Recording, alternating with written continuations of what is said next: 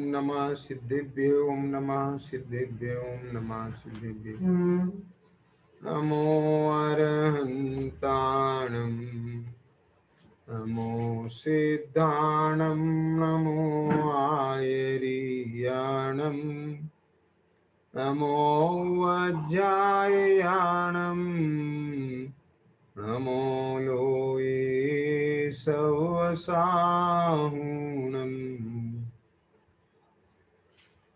तीन भुवन में सार वीतिराग विज्ञानता शिव स्वरूप शिवकार नमः त्रियोग समार के।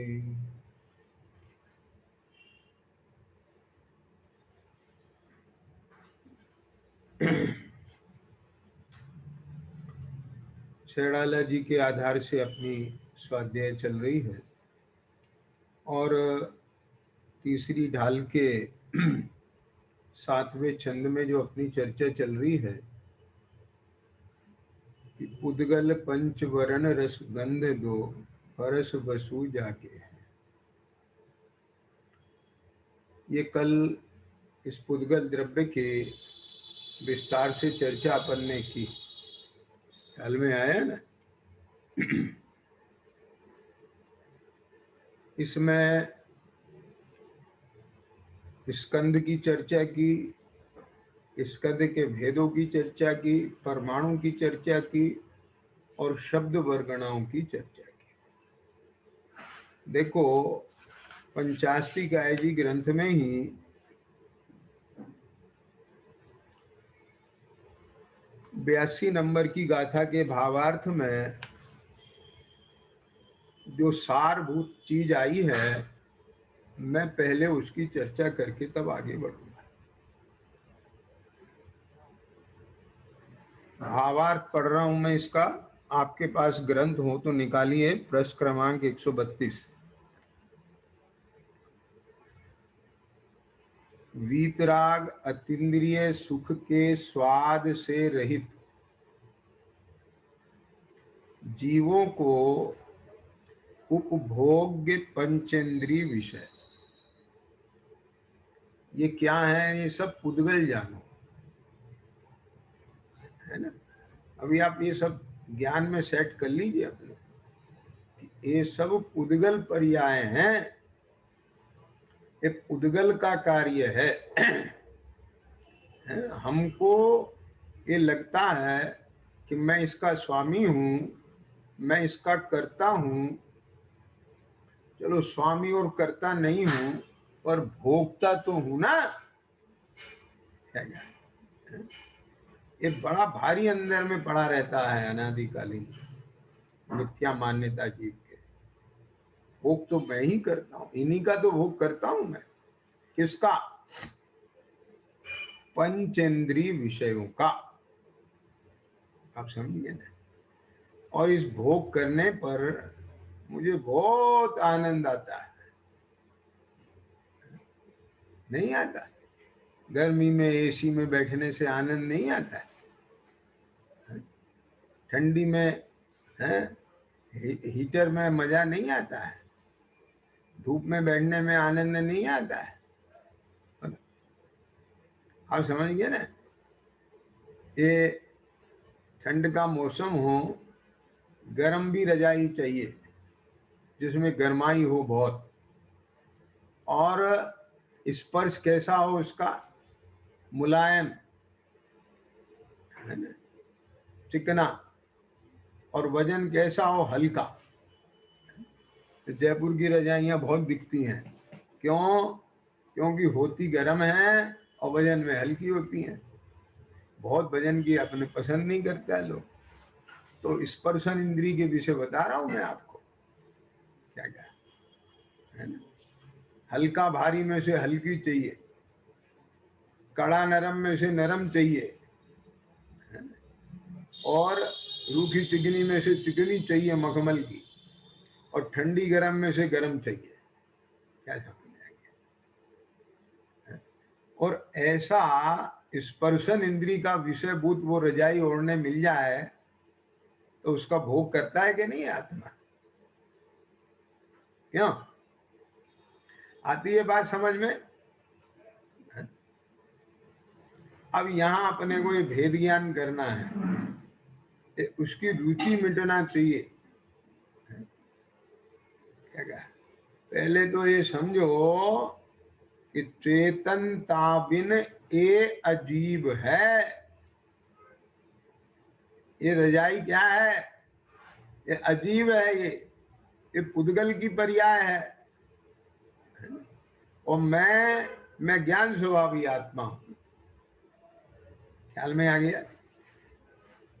तो मैं इस रजाई का स्वामी नहीं, मैं दर्शन ज्ञान का स्वामी हूं, मैं चैतन्य का स्वामी हूं। ये चेतनता मेरा स्व है। ये हल्का, ये चिकना, ये मखमल, ये गरम, ये जो रजाई है, ये मेरा स्व नहीं है। मैं इसका कर्ता नहीं हूं।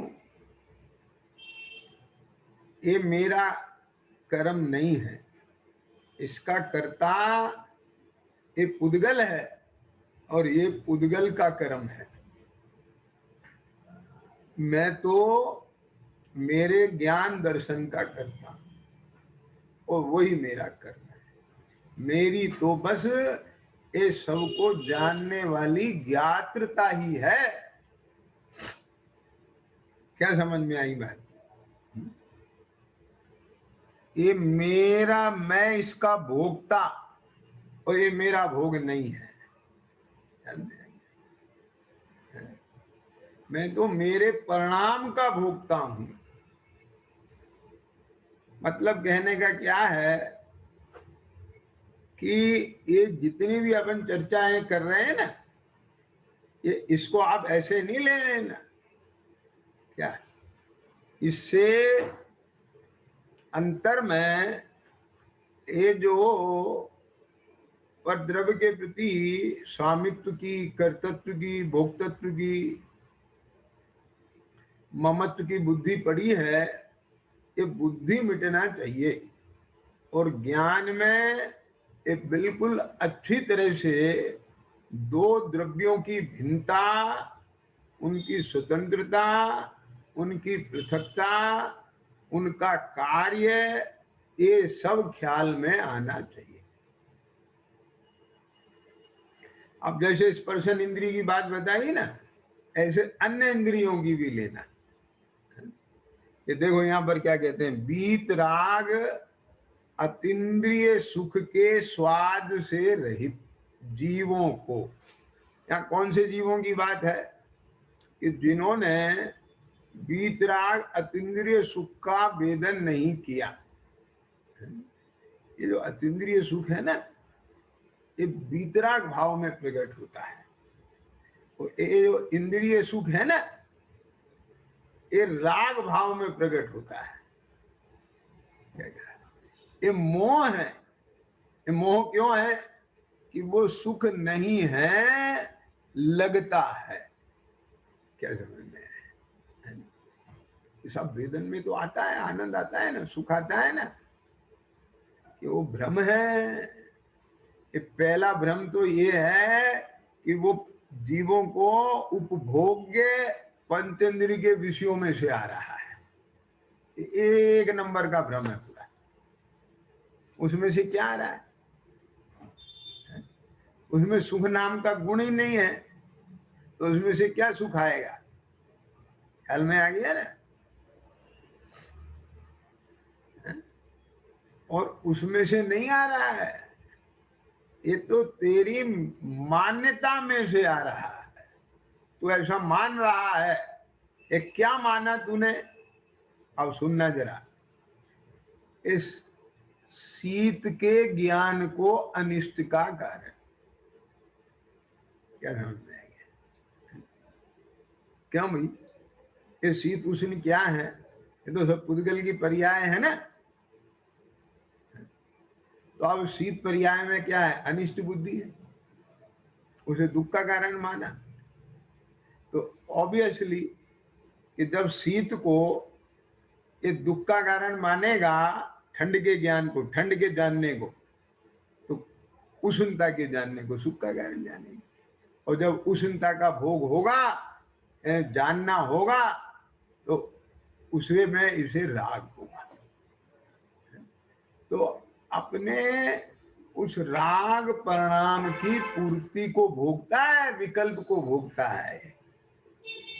अब आगे समझने के लिए है।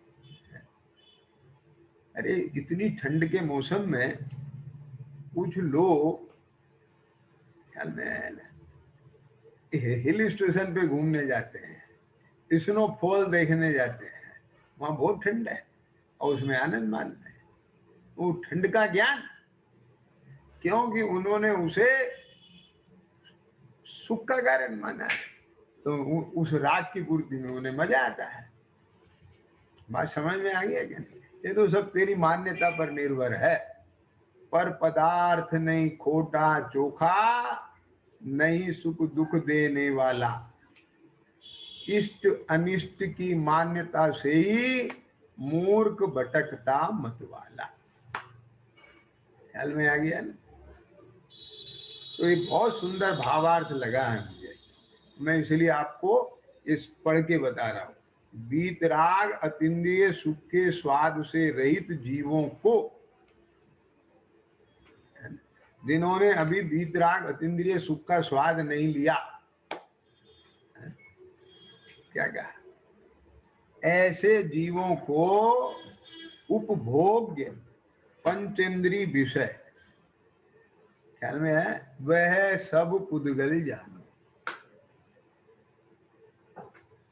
अतीन्द्रिय आत्म स्वरूप से विपरीत पांच इंद्रियां, वह सब पुद्गल जानो। पुद्गल द्रव्य की चर्चा कर रहे हैं यहाँ पर, ख्याल में आ गया ना, पंचाष्टिकाय संग्रह ग्रंथ में।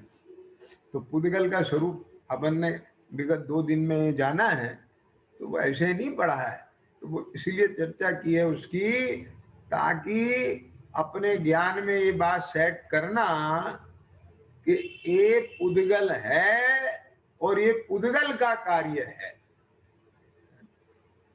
ये जड़ प्रगट तुम चेतन, इनसो ना ही तुम्हारो है। ख्याल में आ गया ना? मतलब मैं चेतन हूं, और चेतनता बिन सो अजीब है। वो सब अजीब है जिसमें चेतनता नहीं है, और उसमें पहला भेद पुद्गल है। अपने को पहचान में आना चाहिए कि जिसमें मैंने अपनी रुचि फंसा रखी है, बैठा रखी है, जिसमें मुझे रुचि है, जिसमें जिनसे मैंने अपना संबंध बना रखा है, और कैसा संबंध बना रखा है, या तो स्वामी बने का, या कर्ता बने का, या भोक्ता बने का। तुमने उससे संबंध तो बैठाया है, पर ये तो जानो कि वो तुम्हारी जात बिरादरी का है कि नहीं जिससे संबंध बैठा रहे। वो तो पुद्गल की पर्याय है। ख्याल में आया ना? तो ये विचार करने की चीज है, और यदि ये नहीं किया और उसमें आत्मीयता बनाए रखी, तो पर द्रव्य से भिन्न आपकी रुचि नहीं हो सकती। ख्याल में है ना? ये अपन उस सेंटर पॉइंट को नहीं भूलना। ये जितनी भी चर्चा इसमें चलेगी वो सब उसी की पूर्ति के लिए चलेगी, उसी के पोषण के लिए चलेगी। किसके पोषण के लिए चलेगी भैया? पर द्रव्यन से भिन्न आपकी रुचि है ना? तो जिन जिन पर द्रव्यों में रुचि है, जब वो पुद्गल है, मैं नहीं हूं, मेरी जाति का नहीं है, मैं उसका कर्ता भोक्ता नहीं हूं, तो वो फालतू में काहे को मगज मार रहा?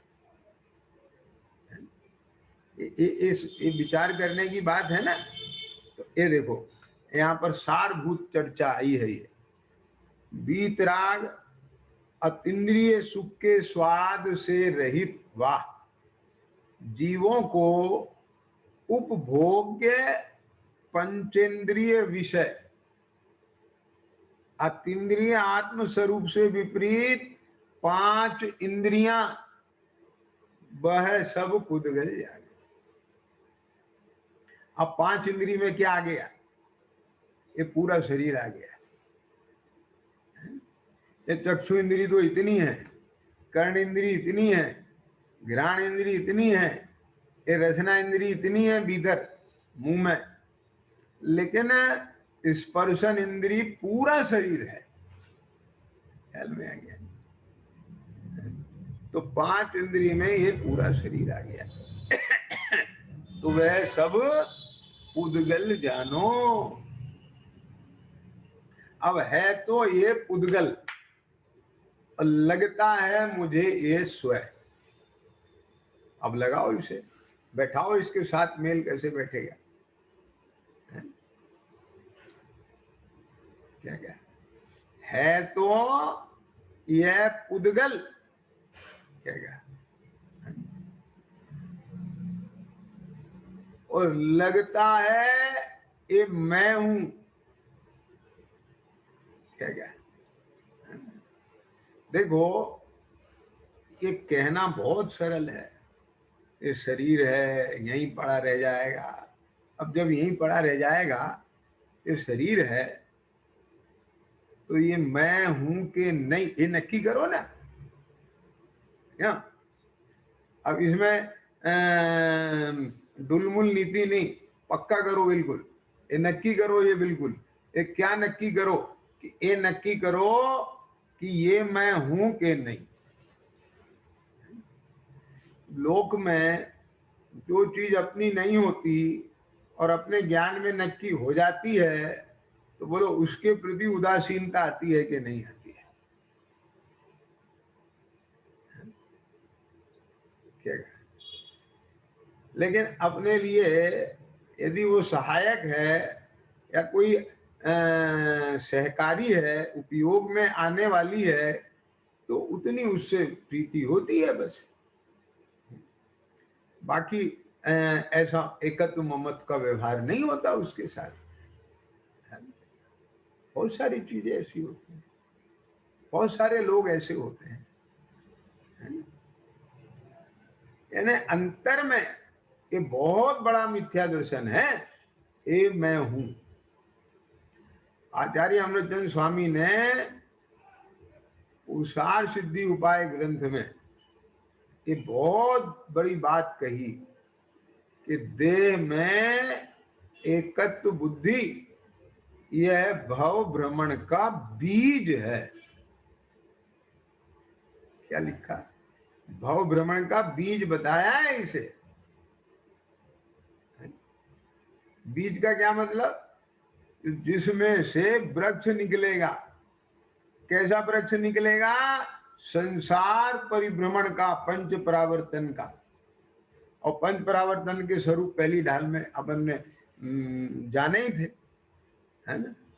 तो यदि इस पंच परावर्तन के फल से, वृक्ष से बचना है, तो ये बीज ही जला देना चाहिए। यदि बीज जल गया तो गारंटी से उसमें वृक्ष उत्पन्न नहीं होगा।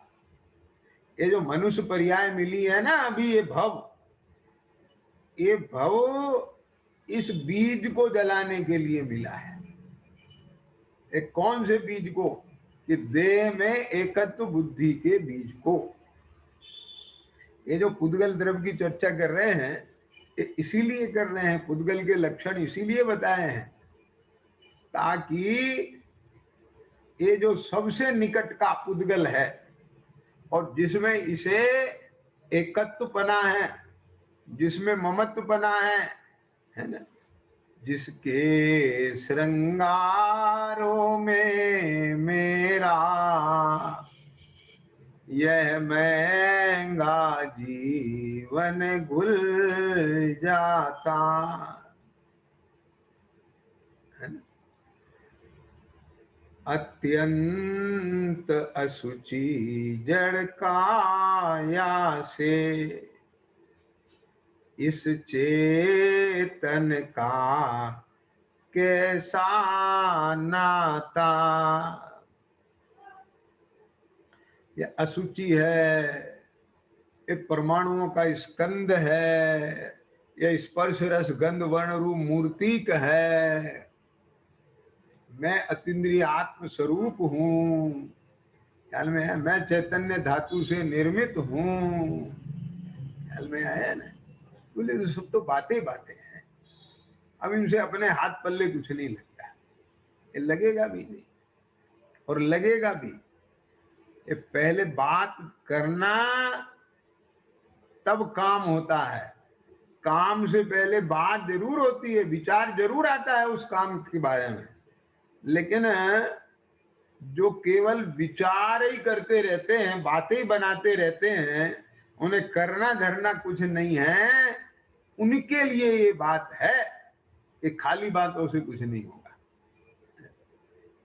बात तो सच्ची है, खाली बातों से कुछ नहीं होगा, लेकिन बात किए बिना भी कुछ नहीं होगा। ख्याल में आ गया ना। तो बातों के लिए बात नहीं करना, काम के लिए बात करना, भेद ज्ञान के लिए ये चर्चा है, खाली चर्चा के लिए चर्चा नहीं है। ये पढ़ना सुनना सुनाना ये सब कुछ किसके लिए है कि अपना उपयोग, इसका जो वाच्य है, प्रयोजन है, अभिप्राय है, वहां जाए और उस तत्व को छुए, उस भाव को छुए और अंतर में ऐसा लगे कि हाँ वास्तव में ऐसा ही है। अब ये सारी बात तुमने जान ली, तो जान करके क्या करो कि जिस ज्ञान में जानना हो रहा है, उस ज्ञान को ये जानकर कि एक पुद्गल की पर्याय है, ये एक एक इंद्रियां पुद्गल हैं, ये मैं नहीं, तो क्या करो फिर कि अपने ज्ञान को चक्षु इंद्री के आलंबन से, है ना, रूप को जानने में, शरीर को जानने में मत लगाओ। अपने ज्ञान की पूंजी को एक कर्ण इंद्री का अवलंबन लेकर के दुनिया की इन शब्द वर्गणाओं को सुनने में मत लगाओ। ये क्यों? कि सब शब्द वर्गणाएं पुद्गल जानो। ये जिसके आलंबन से आप जान रहे हो वो भी पुद्गल है, और जिसे जान रहे हो वो भी पुद्गल है, लेकिन जिसमें जानना हो रहा है वो पुद्गल नहीं है, वो तुम हो, वो तुम्हारी ज्ञातृता है। ख्याल में है? ये जो जिह्वा इंद्री है ना, ये पुद्गल जानो। और सुनो, ये बात गारंटी से पक्की है कि इस तुम्हारी जो ज्ञान चेतना है वो यदि उपयोग, ख्याल में आ गया ना, रचना इंद्री के अवलंबन लेकर के और कोई भी रचना इंद्री पर, जिह्वा पर आई हुई वस्तु का ज्ञान करेगी, स्वाद लेगी, तो वो नियम से पुद्गल जानो। ये सब क्यों बता रहे हैं? ये सब इसलिए बता रहे हैं कि एक भिन्न द्रव है और ये जड़ है, ये पुद्गल है। ख्याल में आ गया ना। तुम इन्हें सबको क्यों जान रहे हो? विचार करना, किस लिए जान रहे हो? कि एक दुख के अभाव के लिए और सुख की प्राप्ति के लिए? तो भाई ये विचार कर, क्या उससे सुख आएगा? जिसमें जो चीज नहीं है वो उसमें से कैसे आएगी? क्या पानी में घी नहीं है तो पानी में से घी कैसे निकलेगा? बालू में तेल नहीं है तो उसमें से तेल कैसे आएगा? तो ऐसे पुद्गल में सुख नाम का गुण नहीं है तो पुद्गल में से सुख कैसे आएगा?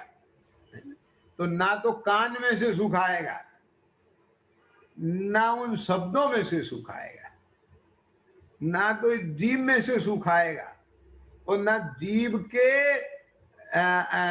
विषय में से सुख आएगा, रस गुण में से सुख आएगा। लेकिन हमको तो आता है, और जब आता है तो फिर उसे कैसे नकार दें? तो हाँ, आता तो है, लेकिन ये विचार कर कि वह सुख जीव और उन परद्रव्यों में से आता है कि तेरी राग की पूर्ति का आता है, विकल्प की पूर्ति का आता है। यदि तेरी इच्छा ना हो, तेरा राग ना हो, तेरी उसमें पसंद ना हो, क्या क्या, तो जीभ पे रखे हुए पदार्थों में से तुझे सुख नहीं आता। यदि वे शब्द तेरी पसंद के ना हो, तेरी इच्छा के विरुद्ध हो, तो उन शब्दों को सुनने में तेरा माथा खराब होता है। चुप करो, बंद करो ये सब। आगे समझ में क्यों नहीं आएगा? तो अब बोलो फिर, कभी गहराई से विचार तो करना चाहिए ना। इससे ये बात नक्की हो जा रही है, ये सब भ्रम जनित है। क्या है? ये सब भ्रम जनित है। समझ में आ गया? जैसा भास रहा है वो स्वरूप नहीं है। ये क्या है? बस इसी जो धुन चढ़ती है ना यहाँ माथे में, बस वो चढ़ती है। जैसे कोई मदिरा का पान करे, वो मदिरा चढ़ जाती है, उसमें बैठता है। ऐसे ही इसे जब कसाय का नशा चढ़ता है, राग का नशा चढ़ता है, मोह का तो चढ़ा ही है हर समय, तो बस धुन चढ़ी रहती है, अपनी अपनी गाता है, अपनी अपनी बजाता है। कभी शांत चित्त होकर के विचार नहीं करता कि स्वरूप क्या है ना? इसका विचार विवेक पूर्वक शांत होकर कीजिए, शांति से करनी। देखो, एक बात ध्यान रखना, कि आत्म तत्व का निर्णय और इस बीतराग अतीन्द्रिय सुख का वेदन आग्रहों से रहित होकर के होता है।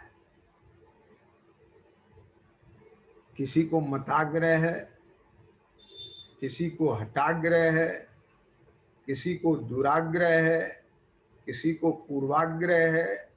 ख्याल में आ गया ना? ये जो विभिन्न आग्रह हैं, यदि इसे माथे में रख के चलेगा, ख्याल में आया ना, तो तेरे को ये स्वरूप ज्ञान में नहीं आएगा। तुझे यहाँ अभिप्राय में से ये सब आग्रह निकालना पड़ेंगे, और फिर विवेक से, ज्ञान से, समस्त आग्रहों से रहित होकर एक जीव बन के जानना। मैंने क्या बोला? हाँ जी, जीव बन के जानना। हाँ।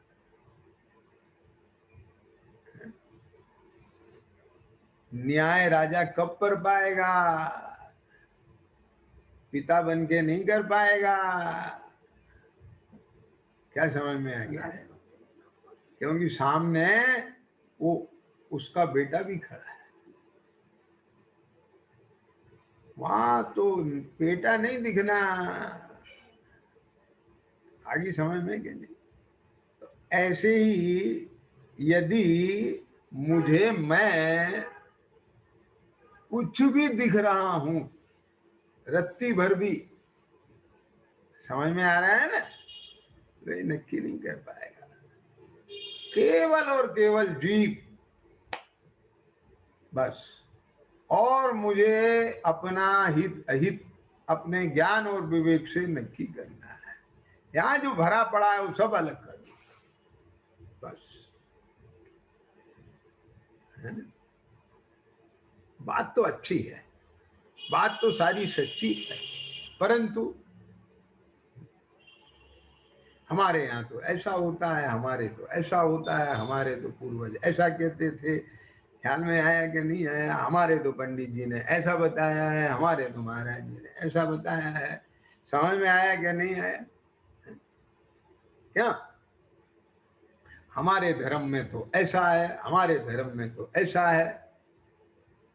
ये हमारा और तुम्हारा हटाओ और बिल्कुल विवेक से ये देखो कि विज्ञान क्या कहता है, स्वरूप क्या कहता है।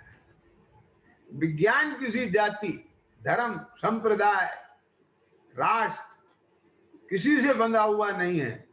विज्ञान सबके लिए विज्ञान है। ऐसे ही भाई ये वस्तु विज्ञान है, ये वस्तु स्वरूप है। आई समझ में कि नहीं? बोलो। अब ये पुद्गल है, स्पर्श रस गंध वर्ण का पिंड है, और मैं चेतन भगवान हूं। प्रत्येक आत्मा चेतन है और शरीर पुद्गल है। ये इंद्रियां पुद्गल हैं।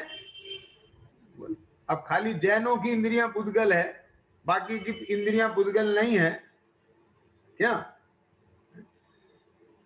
ख्याल में आ गया ना? इसमें क्या कहाँ है धर्म जाति? ये तो पुद्गल जाति है। स्पर्श और गंध, मिलना बिछुड़ना बताया था ना। पुद्गल क्या तो ये इसका धर्म है। अब शरीर के धर्म कौन सा? हिंदू मुस्लिम है कोई धर्म इस शरीर का? क्या बोल? क्या समझ में आ गई? आ रही ना बात समझ में? तो ये बात को यदि अपने हित की बुद्धि से, अपने सुख के लिए, अपने कल्याण के लिए ये जीव सुनेगा तो इसे बराबर अंतर में बैठेगी और इसका हित होगा। तो क्या बात है कि अतीन्द्रिय आत्म स्वरूप से विपरीत 5 इंद्रियां, ये सब पुद्गल जानो। अब बोलो, अब ये 5 इंद्रियां पुद्गल हैं तो बचा क्या है? पूरा ज्ञान स्वरूप भगवान आत्मा बचा। तो अब कैसे लगेगा ये? मुझे तो यही लगता है ये सब मैं हूं। हाँ लगेगा ही। ये जब तूने अपना सर्वस्व इस पर न्योछावर कर दिया और सर्वस्व पूरा इस शरीर में लगा दिया, क्या सर्वस्व लगा दिया? योग उपयोग। अब जीव का सारा योग उपयोग कहाँ लगा है? शरीर में तो लगा है, पूरा पसरा करना है। क्या ऐसे पसर जाता है? अरे ये तो एक क्षेत्र का है भाई साहब। क्या कहा? आपको मैं बिल्कुल बात बता रहा हूं, आप देख लेना। एक चीज तो है एक क्षेत्र का शरीर, लेकिन जिनसे आपका एक क्षेत्र का संबंध नहीं है, बहुत दूर का संबंध है, प्रकट भिन्न है। जब आपके प्राण उसमें आ जाते हैं ना, क्या समझ में, तो सर्व समर्पण उसमें हो जाता है। वही वही दिखता है, वही वही सूझता है, उसी उसी की धुन होती है, प्राण सारे उसी में बसते हैं। क्या कोई बेटे में हो सकता है, किसी का पोता पोती में हो सकता है, किसी का धन धान्य में हो सकता है, किसी की गाड़ी मोटर में हो सकता है। आप समझ में आया कि नहीं आया? जिसको जिसकी रुचि। अब देख लो होता है कि नहीं होता, देखने में आता है कि नहीं आता है। अति प्रीति, जैसे श्री राम को लक्ष्मण से अति प्रीति, ऐसे आपके भी संपर्क में कोई ऐसे अति प्रीति देख लो, आपको हर समय उसी का तो फिर बोलो, तो जब आपका योग उपयोग दूर की वस्तु में एकाकार हो जाए, एकाकार कैसे हो जाए? यहां से तुम्हारी चेतना निकल के वहां चली जाती है ना, समझना। अपने पास पूंजी क्या है? दर्शन ज्ञान उपयोग की तो पूंजी है। अब उसको विषय दे दिया है। This is the point. क्या बोला भाई? समझ आ रहा है कि नहीं आ रहा है? क्यों राजीव, चिद्रूप, समझ रहे हो भाई क्या कहा? चेतना को विषय क्या दे दिया आपने? चेतना कहाँ लगी है? आप समझिए। तो जब चेतना या जीव के पास है तो फिर इसके अवलंबन से रस का ज्ञान होता है, ये आंख के पास है रूप का ज्ञान होता है, कान के पास है शब्द का ज्ञान होता है, और जब मन के माध्यम से अथवा इंद्रियों के माध्यम से जब अन्य कोई दूसरी वस्तु व्यक्ति स्थान वो उसमें आपका दर्शन ज्ञान उपयोग लग गया, पूरी चेतना वहां लग गई और वो चेतना का विषय बन गया। आप समझ गए ना? तो एकाकार हो गया। क्या कहा? तो अब बोलो फिर, तो चेतना दिखेगी वहां कि वही वही दिखेगा? आगे समझ, वो वही भासेगा, उसी की खुशबू, उसी का रस, उसी की गंध, सब वही होता है कि नहीं होता है? जब दूर की वस्तु में ऐसा होता है तो ये तो बहुत निकट की है। तो जब तक ये चेतना, ये उपयोग, ये इंद्रियों में, ये देह में, ये पूरे स्पर्शन इंद्रिय, रसना इंद्रिय, ज्ञान इंद्रिय, इन सब में लगी रहेगी, तब तक उसे चेतना को अपने चेतनत्व की, अपनी भिन्न सत्ता की, अपने भिन्न स्वभाव की खुशबू नहीं आ सकती। क्या कहा? ये इसीलिए चर्चा चल रही है। अरे एक बार भिन्न पढ़ करके अपना स्व संवेदन होए, अंतर में चैतन्य में चैतन्य का संचेतन आए, तब तो उसे खबर पड़े कि ये मैं नहीं हूं दे। ज्ञान शरीरी अशरीरी प्रभु सब कर्मों से न्यारा हूं। क्या अब भी देखना, अंतर्मुख उपयोग होए, अपनी चैतन्य सत्ता स्व सन्मुख होए, एकाग्रता बन जाए, वहां शरीर वरीर कुछ नहीं, ये इंद्रिया नहीं, इंद्रिय के विषयभूत पदार्थ नहीं, कोई संयोग संयोगी भाव नहीं, बस केवल स्वभाव। आई समझ में? अब वहां बैठ के बोल कि तू चैतन्य धातु से निर्मित है कि नहीं है? ज्ञान ही तेरा शरीर है कि नहीं है? ज्ञात्रता ही है कि नहीं है? तू ज्ञायक ही है कि नहीं है? ये प्रत्यक्ष संवेदन का विषय है, लेकिन ये किसको होगा? जो इस पुद्गल से भिन्न पड़ेगा।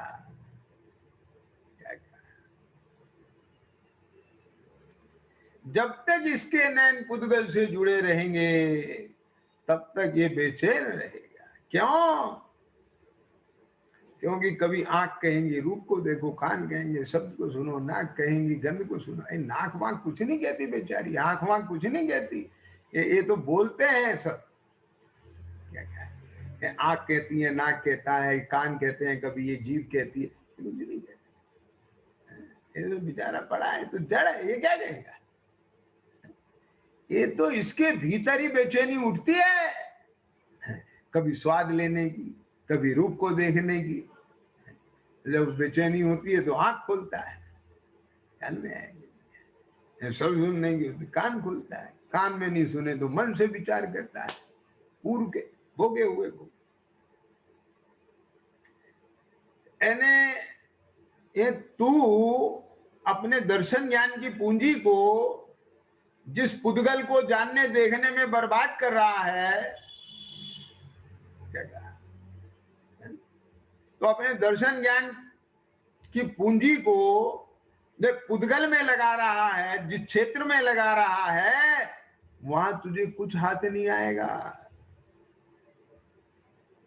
वहां तो केवल राख की बदबू निकलेगी, कर्मों का आश्रय बंद होगा, संसार परिभ्रमण का बीज पकेगा।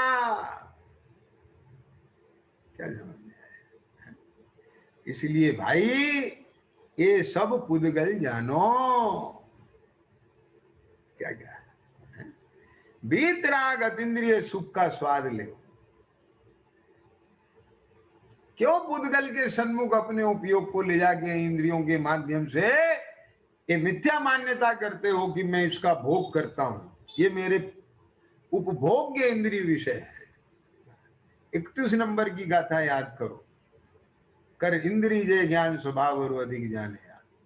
खूब अच्छे से चर्चा हो चुकी है उस पर, सुन लेना फिर दोबारा से, ताजा हो जाएगी कि द्रव इंद्री, भाव इंद्री, इंद्री के विषयभूत पदार्थ, इनसे भिन्न अपने को ज्ञान स्वरूप आत्मा अनुभव का विषय बना, ये सब पुद्गल जाना।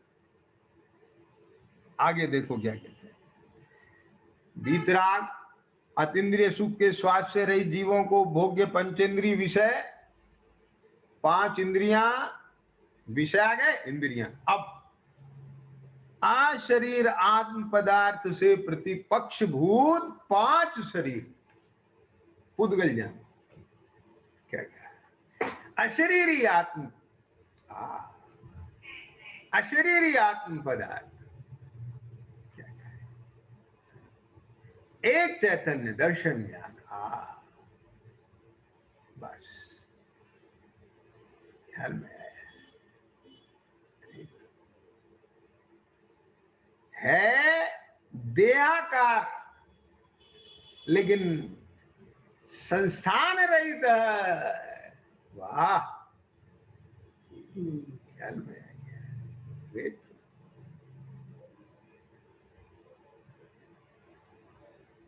क्या कहा, अशरीर आत्म पदार्थ से प्रतिपक्ष 5 शरीर, औदारिक, वैक्रियक, आरक, तेजस, कारमाण, ये 5 शरीर सब पुद्गल जानो। करो नक्की, ये पुद्गल इसलिए पढ़ाया गया है, ये वेद ज्ञान के लिए पढ़ाया गया है ना। अब आगे चलो, देखो मनोगत विकल्प जाल रहित। वाह, ये मनोगत विकल्प जाल रहित।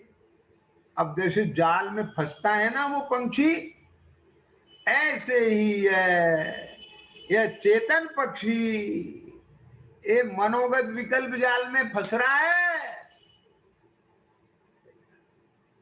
नहीं फंसना। मनोगत विकल्प जाल, ये विकल्पों का जाल है। क्या कहा, ये भंवर है, ये भंवर। क्या कहा, जैसे जहाज, बड़े बड़े जहाज को भी भंवर फंसा लेता है और डुबा देता है, ऐसे ही ये मनोगत विकल्प रूपी जाल, विकल्पों का जाल, इसमें ये चेतना, चेतन भगवान बड़े बड़ा विशाल जहाज के समान उसमें फंस जाता है। क्या क्या, तो अब ये मनोगत विकल्प जाल क्या है, आगे समझने के लिए, ये मन क्या है, ये पुद्गल जानो। ये सब चलता है ना मनगत, सब पुद्गल जानो। मनोगत विकल्प जाल रहित शुद्ध जीवास्तिकाय से विपरीत। शुद्ध जीवास्तिकाय, चैतन्य संवेदन बस। ख्याल में आया, विपरीत मन वे पुद्गल जान। कर्म रहित आत्मद्रव्य से प्रतिकूल। वाह, आत्मद्रव्य कैसा है, कर्म रहित, ज्ञानावरणादि 8 कर्म से रहित, आत्मद्रव्य से प्रतिकूल, ये ज्ञानावरणादि 8 कर्म, ये पुद्गल जानो। और अमूर्त आत्म स्वभाव से प्रतिपक्ष भूत, फिर से शब्द सुनो, अमूर्त आत्म स्वभाव से प्रतिपक्ष भूत अन्य भी जो कुछ मूर्त हो, हालांकि सब गिनवा दिया है, लेकिन इसके अलावा अगर कुछ बच गया है, जो भी कुछ मूर्त है जिसमें स्पर्श है, रस है, गंध है, वर्ण है, वो सब पुद्गल जानो। आगे अब पुद्गल जान के क्या करें? उसमें यदि तूने किसी भी प्रकार का संबंध स्थापित किया हुआ है तो उस संबंध को विच्छेद करो। उसमें कहीं से भी डायरेक्ट इनडायरेक्ट यदि तैने अपना स्वयपना, अपना कर्मपना, कर्तृत्वपना, कर्तापना, भोक्तापना कुछ भी स्थापित कर रखा है, सुख दुख इष्टानिष्ट कुछ भी उसमें मान्यता मान रखी है, तो उसको निकालो। ये इसका सार है। कारण क्या है उसका? कि भैया वो भिन्न द्रव्य है, वो जड़ है, ख्याल में आया?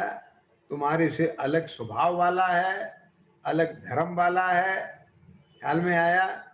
वास्तव में उसमें से कुछ जाना आना नहीं है, कुछ होना जाना नहीं है, करना धरना नहीं है। ये फालतू में, ये मिथ्या मान्यता के कारण से, भ्रम के कारण से इस जीव को, आत्मा को ऐसा लगता है यह मैं हूँ, ये मेरा है, ये मेरे सुख का कारण है, ये मेरे दुख का कारण है। ये मानने से इसकी चेतना 24 घंटे इसी की रुचि में लगी हुई है, और यदि इसकी रुचि में लगी रहेगी तो ख्याल में आया ना, तो पर द्रव्य से भिन्न आपकी रुचि नहीं। इसका विज्ञान ज्ञान में आए और इनसे का भेद ज्ञान होकर के उससे भिन्न पढ़ करके यह चेतना अपने स्वरूप की तरफ लौटे। आई बात समझ में कि नहीं है? ये इसके लिए चल रहा है। तो मैंने बोला था कि ये जो अभी अपन जितनी भी चर्चा लेके चलेंगे, है ना, ये केवल पुद्गल क्या होता है, धर्म द्रव्य क्या होता है, धर्म द्रव्य क्या होता है, आकाश काल क्या होता है, इसकी सामान्य जानकारी तो आप सब स्वाध्यायी जीव हैं, आपके ज्ञान में है ही, है ना? नहीं भी है तो आ जाएगी, और जिनके है उनकी वो याददाश्त ताजा हो जाएगी। लेकिन इतना ही मकसद नहीं है इन सब चर्चा का। क्यों? मैं फिर से बात दोहरा रहा हूं, पक्की करा रहा हूं कि क्या बात लेके चले थे? आप रूप में लीन रहे थे सम्यक चारी सोई, अब व्यवहार मोक्ष मग सुनिए हेतु नियत को। अब हम ये जो निश्चय सम्यक दर्शन ज्ञान चारित्र मुक्ति का मार्ग है, पुरानी बात ले रहा हूं मैं, दूसरे नंबर की, तो उस तक पहुंचने का जो कारण है, व्यवहार सम्यक की बात है ना, जिसे कही थी, है ना, वो अब बात करेंगे। ध्यान में है, जीव अजीव तत्व बंदर संबर जानो, निर्जर मोक्ष कहे जिन तिनको ज्यों का त्यों श्रद्धानो। ख्याल में आ गया ना? ये इस पर भी चर्चा चली थी ना कि इसको सम्यक अभिप्राय, विपरीत अभिप्राय से रहित होकर के जैसा जिनेंद्र भगवान ने इनका स्वरूप बताया है, वो स्वरूप जानकर वैसा ही मानना, तब वो परद्रव्य से भिन्न आप तक पहुंचेगा। आप समझ गए ना? अब उसमें पहला जीव की चर्चा की थी कि 3 भेद बताए थे, बहिरात्मा, अंतरात्मा, उत्तरात्मा, और अब अजीव की चर्चा प्रारंभ की है। अब उस अजीव में एक पुद्गल की चर्चा की है। तो इनसे, इससे हमें क्या निकालना है वो तो बताओ ना। तो वही तो बता रहे हैं कि है तो ये पुद्गल और लगता है मैं, लगता है अपना। तो रुचि किसकी? बोलो, पुद्गल की। समझ में आ रहा है कि नहीं आ रहा है? बोलो। अब मैं आपसे एक बात पूछता हूं, इस जगत में जितने भी मोही जीव हैं, संसारी प्राणी, घर परिवार में रहते हैं। समझना जरा ध्यान से।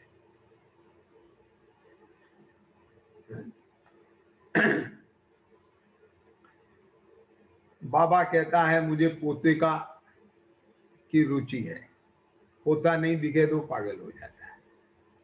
आप समझ गए क्या? नहीं क्या? बोले मूल से ज्यादा ब्याज प्यारा होता है। दादी को पोते पोती प्यारे होते हैं। मैं देखता हूं मेरे स्कूल में कहीं बताते हैं मुझे कि बहुत सारी ऐसी दादियां हैं जो अपने पोता पोती को लेने आएंगे, छोड़ने आएंगे, ख्याल में आया 4-4 बार चक्कर लगाएंगे और बड़ी प्रसन्नता से ख्याल में आएंगे, उनके प्राण बसते हैं। हाँ, हे भगवान।